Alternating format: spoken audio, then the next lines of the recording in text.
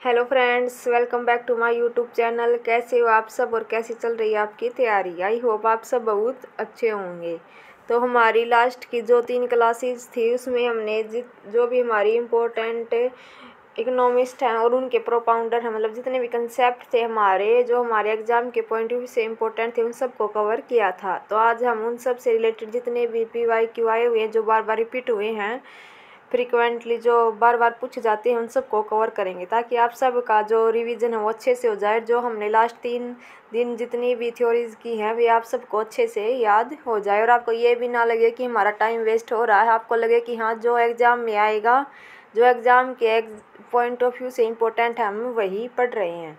तो आज सब हम उन सब को PYQ को भी सोल्व कर लेंगे जो कि थ्योरीज और ऑथर्स से पूछे गए हैं। तो चलो आज की क्लास हम स्टार्ट करते हैं। फर्स्ट है हमारे साइड जो हमारे इकोनॉमिस्ट है वो दे रखे हैं, और इस साइड जो उनकी थ्योरीज हैं या कंसेप्ट जो उन्होंने दिए हैं, और मैच द फॉलोइंग में क्वेश्चन आए हैं। ज़्यादातर क्वेश्चन मैच द फॉलोइंग और क्रोनोलॉजी में ही आते हैं। तो आप सबको ये मैच करना है कि एडम स्मिथ की जो थ्योरी वो कौन सी है, रोडान की, रोस्टो की और कार्ल मार्क्स की। तो आप सबको पता, इनमें से जो भी आपको एक ऐसा ऑप्शन ज़रूर होता है कि या तो जो आपने पढ़ी हुई होती है, ज़रूरी नहीं कि आपको सब पढ़ा होता। तो आप हमेशा जो आपके ऑप्शन होते हैं वही से अपने क्वेश्चन को टैकल करने की कोशिश करें। तो आप सब ने पता है कि वीक पूछ थ्योरी है जो हमारी, वो रोडान द्वारा दी गई है, सभी को पता है, इसमें कोई दो राय नहीं है। और हमारा बी का 1 सिर्फ एक ही ऑप्शन में है। तो देखो, हमने पूरा पढ़ने की जरूरत नहीं और एक ही ऑप्शन से हमारा क्वेश्चन है वो सोल्व हो गया। इसी प्रकार जब हम एग्ज़ाम में भी एक ही ऑप्शन से हमारा क्वेश्चन सोल्व हो जाता है तो हमारा टाइम बहुत ज़्यादा बच जाता है और उसे हम मैथमेटिक्स में या जो हमारा पैसे जाता है उसमें इन्वेस्ट कर सकते हैं। तो आपको सिर्फ एग्ज़ाम में ये नहीं है कि वहाँ कोई ये नहीं देखता कि आपको कितना याद है, आपको सिर्फ जो अपना आपका क्वेश्चन है उसको टैकल करना आना चाहिए। एडम स्मिथ ने, आपको पता है कि एडम स्मिथ ने डिवीज़न ऑफ लेबर जो थ्योरी है वो दी है, और जो रोस्टो की जो 5 स्टेजेस हैं उसमें से ही है कि ट्रेडिशनल सोसाइटी, और कार्ल मार्क्स ने दी है रिजर्व आर्मी ऑफ लेबर।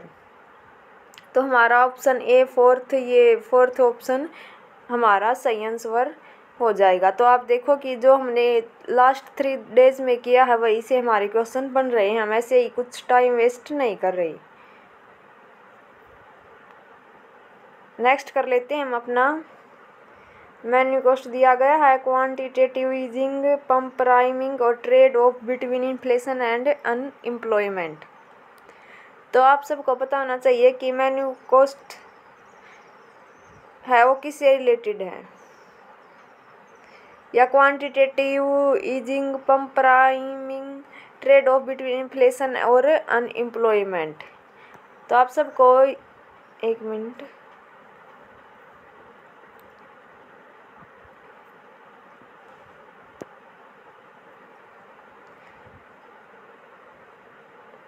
तो आप सब को ये जितने भी कंसेप्ट है उनको अच्छे से पता होना चाहिए कि कौन सा किससे रिलेटेड है। तो हमारी जो मेन्यू कॉस्ट है वो हमारे सेकंड इन्फ्लेशन से रिलेटेड है, quantitative easing first monetary policy से है, pump priming C4 fiscal policy से है जिसमें गवर्नमेंट पंप प्राइमिंग कर देती है, यानी कि प्राइजेस को बढ़ा देती है। Trade off between inflation and unemployment के द्वारा हम फिलिप्स कर्व के द्वारा दर्शाते हैं, जो कि इन्फ्लेशन और अनएम्प्लॉयमेंट के बीच जो भी रिलेशन होता है वो फिलिप्स कर्व द्वारा दर्शाया जाता है। तो आप सिर्फ एक ऑप्शन से कर सकते थे कि फिलिप्स कर्व में क्या क्या होता है, एक एक्सिस पर इन्फ्लेशन होता है और एक साइड अनएम्प्लॉयमेंट होता है। तो एक ही ऑप्शन से हमारा डायरेक्ट आंसर बन पाता है। मेन्यू कॉस्ट है वो इन्फ्लेशन से संबंधित है। तो आपको क्वेश्चन सोल्व करना आना चाहिए, मेन बात है ये। नेक्स्ट है हमारी, ये मैंने बताया था कि मोस्ट इम्पोर्टेंट है, जब मैंने अभी जो सेशन करवाए हैं उसमें, और ये देखो यहाँ से क्वेश्चन बन भी गया कि जो हमारी हिपोथेसिस दी गई हैं वे किस किस ने दी है। तो परमानेंट हिपोथेसिस है वो हमारी फ्रीडमैन द्वारा दी गई है, ए का थर्ड 2 ऑप्शन में है। रिलेटिव इनकम हिपोथेसिस दुर्जनबेरी द्वारा दी गई है, एब्सोल्यूट इनकम हिपोथेसिस केज द्वारा, और लाइफ साइकिल मोदी गिलानी द्वारा। अब ये मत सोचो कि आंसर नीचे दे रखा तो हम सिर्फ रिवीजन कर रहे हैं, जितनी बार रिवीजन करोगे उतना अच्छा है। हाँ, अगर हम मॉक टेस्ट कर रहे होते तो हमें आंसर देखने की जरूरत नहीं है, तो आप आंसर की तरफ ध्यान न देके अपना खुद से देखो कि आपको कितना याद है। परमानेंट इनकम हिपोथेसिस वो फ्रीडमैन द्वारा दी गई है, रिलेटिव है वो दुर्जनबेरी द्वारा दी गई है, एब्सोल्यूट इनकम हिपोथेसिस है वो केज द्वारा, लाइफ साइकिल है वो मोदी गिलानी द्वारा। ये चारों आपको क्रोनोलॉजी में लगानी पड़ती है कि सबसे पहले कौन सी आई, फिर कौन सी आई और उसके बाद कौन सी। तो ये आप सबको अच्छे से याद कर लेनी है। नेक्स्ट हमारे ये जो ओलिगोपोली के मॉडल हैं वहाँ से क्वेश्चन बन गया है। मैं आपको बता रही थी कि बार बार कि हमेशा जो हमने किए हैं वे हमने मोस्ट इम्पोर्टेंट थ्योरीज हैं उन्हीं को कवर किया है। तो फर्स्ट है हमारा चैम्बरलिन। चैम्बरलिन क्या एक स्मॉल ग्रुप मॉडल है। स्वीजी, स्वीजी का तो सभी को ही पता है कि किंग डिमांड करो से रिलेटेड है। तो इनमें से देख लो, एक बी का सेकंड ऑप्शन सिर्फ एक ही में है, तो यहाँ से ही हमारा एक ऑप्शन बन जाता है, क्योंकि सभी को पता है किंग डिमांड करो स्वीजी द्वारा दिया गया है। तो आपको सिर्फ अच्छे से अपना मतलब कि कीवर्ड्स ढूंढने हैं। जब आप कीवर्ड्स की ओर ध्यान दोगे कि इसमें कीवर्ड्स क्या है, की पॉइंट क्या है, ज़्यादा से ज़्यादा आपको की पॉइंट पे ध्यान देना है, कोई भी चीज़ रटनी नहीं है।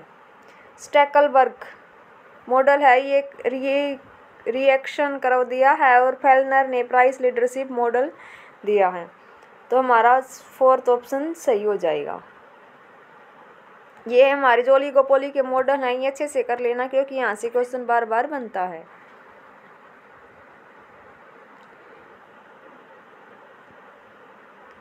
नेक्स्ट हमारा है effectiveness of private market in dealing with externalities. Externalities से रिलेटेड है। Relationship between increase in tax rate और टैक्स रेवेन्यू से रिलेटेड है। डोमिनेंट स्ट्रेटजीज दिया गया है, और controlling price through effective price selling and price floor. तो आप सबको इनमें से कौन सा सबसे इजी लगता है कि जो आपने पढ़ा हो? तो आपने पता है कि डोमिनेंट स्ट्रेटजी जो इतनी भी होती हैं, नेस इक्विलिब्रियम, ये सभी गेम थ्योरी से रिलेटेड होती है हमारी, और ये सी का हमारा फोर्थ बन जाएगा। और सी का फोर्थ सिर्फ एक ही ऑप्शन में है, और डायरेक्ट यही से हमारा आंसर आ जाएगा। तो इसी प्रकार आपको वहाँ पे भी पूरा ध्यान दे के कीवर्ड्स को ढूंढना है, ताकि आप जल्दी से जल्दी अपना आंसर दे सको। फिर है एक third, effective of private market in dealing with externalities. Externalities को थ्योरम से रिलेटेड है हमारी। और फिर relationship between increase in tax rate और टैक्स रेवेन्यू किसके द्वारा दिखाया जाता है? लाफर कर्व द्वारा दर्शाते हैं हम। और डेड वेट लॉस से controlling pricing through effective price selling and price floor dead weight loss द्वारा हमारा दिखाया जाता है। तो इस प्रकार आपको क्रोनोलॉजी और मैचिंग में क्वेश्चन थ्योरी से रिलेटेड पूछे जाते हैं। तो आपको थ्योरी भी पता होनी चाहिए कि कौन सा कंसेप्ट किसने दिया है।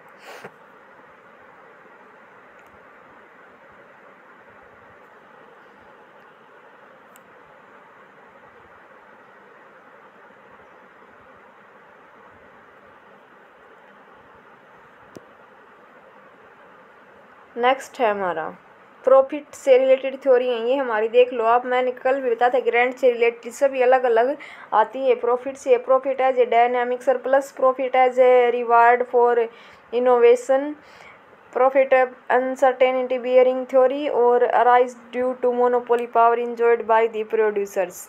तो मैंने कल भी बताया था कि इनोवेशन से रिलेटेड हमारी हर बार क्वेश्चन पूछा जाता है। तो आप सबको पता है कि इनोवेशन की जो थ्योरी थी हमारे वो कंप्यूटर ने दी थी। तो बी का जो फर्स्ट है ये दो ऑप्शन में दिया गया है। फिर डायनामिक सरप्लस जो थ्योरी है हमारी वो जे बी क्लार्क द्वारा दी गई थी, और जो अनसर्टेनिटी बियरिंग थ्योरी है ये नाइट द्वारा दी गई थी। सी का थर्ड। देखो सेम सेम ऑप्शन दे रखे इसमें। ए का फोर्थ आंसर तो हमारा सेकंड हो ही गया। और फिर profit arise due to monopoly power enjoy by the producer class के द्वारा दिया गया हमारा एक कंसेप्ट है। तो आपको दो तीन भी अगर अच्छे से आते हैं तो आप अच्छे से कर लो, तो बार बार उनको रिवाइज करो ताकि अच्छे से आपके जो भी पेपर में क्वेश्चन अच्छे से हो सके।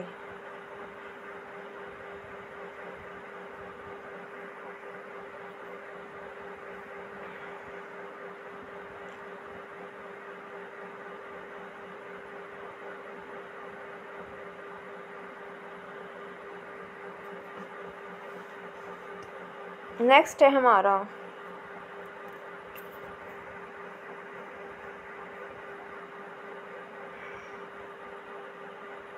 लर्निंग बाय डूइंग, किसके द्वारा दी गई है? आप सबको पता है कि ये लर्निंग बाय डूइंग है, हमारी एरो का दिया गया एक कंसेप्ट है। तो ए का हमारा थर्ड हो जाएगा, सॉरी फॉर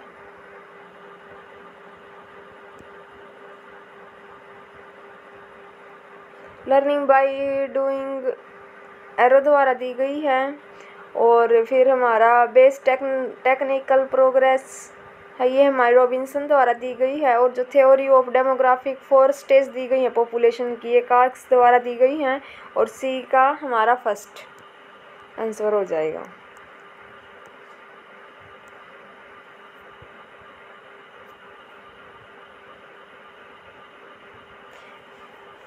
फिर हमारा ये स्टैटिक्स से रिलेटेड है एक, ये रिजेक्टिंग, जब हम नल हिपोथेसिस को रिजेक्ट कर देते हैं इफ इट इज़ ट्रू और वो ट्रू होती है तो कौन सा एरर होता है। और accepting null hypothesis if it is false, और ये वो फॉल्स होती है और हम इसको कर देते हैं तो कौन सा एरर होता है।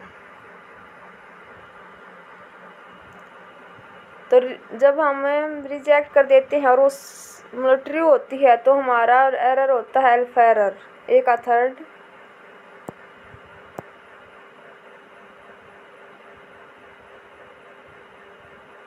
एक्सेप्टिंग नल हिपोथेसिस को, एक मिनट, ये स्क्रीन को पता नहीं क्या हो गया।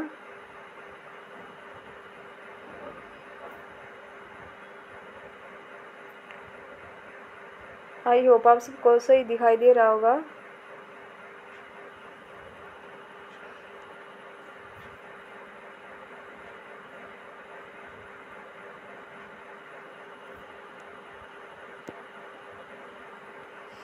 देखो, जब हम नल हिपोथेसिस को रिजेक्ट कर देते हैं और वो ट्रू होती है तो अल्फा एरर आता है। और जब हम एक्सेप्ट कर लेते हैं और वो फॉल्स होती है लेकिन फिर भी हम उसको एक्सेप्ट कर लेते हैं तो बीटा एरर आता है।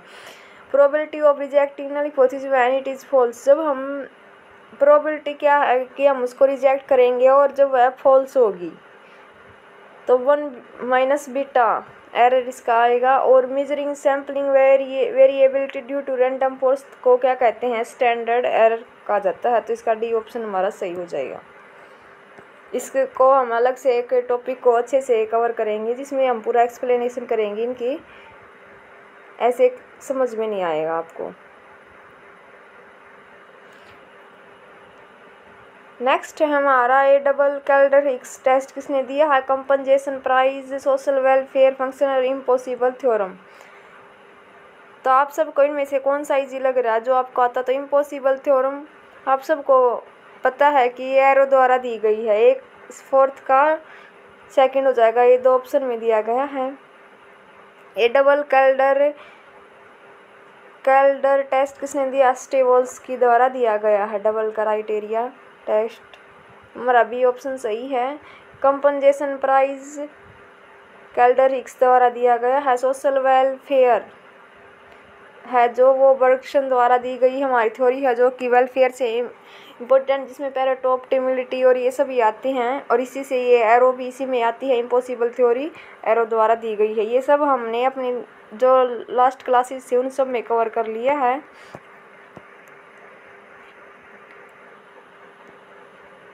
फिर हमारी ये जो ग्रोथ की जितनी भी थ्योरी है डेवलपमेंट में, तो ये बताया गया है कि ये किसने दी है और किसकी कितनी स्टेज हैं। तो आप सबको पता है कि जो ब्लैकर की थ्योरी जो हम बार बार पढ़ते हैं हर बार, जिसमें स्टेज आती है टेक ऑफ, उसमें 5 स्टेजेस होती है जो हम पढ़ते हैं। तो आपको अगर एक भी आती तो उसी से आपका क्वेश्चन अच्छे से हो जाएगा। तो बी का फोर्थ, एक ही में है, थर्ड में, यही हमारा आंसर है। और ये बाकी भी आप सभी अच्छे से लिख लीजिए, नोट्स बना लीजिए, क्योंकि PYQ में जो आसपास की चीज़ें होती है वही बहुत सारी पूछ लेती। तो आप PYQ जब भी करें तो उनको डिटेल से करें ताकि अगली बार आपका क्वेश्चन आए तो वो अच्छे से कवर हो जाए। तो एक का थर्ड, कार्ल मार्क्स की जो थ्योरी है उसमें 4 स्टेजेस दी गई हैं, ब्लैकर ने 5 स्टेजेस दी हैं। और लैंडरी थ्योरी जो पॉपुलेशन ने 3 स्टेजेस दी हैं। और प्रोफेसर सिडविक ऑप्टिमम थ्योरी ने स्टैटिक इंटरप्रिटेशन थ्योरी दी है। तो जो भी हमने आज अपनी थ्योरी में जो भी थ्योरी से रिलेटेड लेक्चर किए थे, 3 सेशन किए थे, उनके PYQ किए हैं ताकि आप सबका रिवीजन अच्छे से हो जाए। तो आपको हमारी क्लास कैसी लगी अपना फीडबैक ज़रूर दें, क्योंकि एक टीचर के लिए मोटिवेशन होता है कि आप सब के लिए ये क्लास कितनी फ़ायदेमंद है। अगर आप हमारे चैनल पर पहली बार आए हैं तो हमारे चैनल को लाइक शेयर एंड सब्सक्राइब करें और अदर स्टूडेंट के साथ भी शेयर करें ताकि उनकी भी हेल्प हो सके। तो मिलते हैं हम अपनी नेक्स्ट क्लास में। Thank you so much.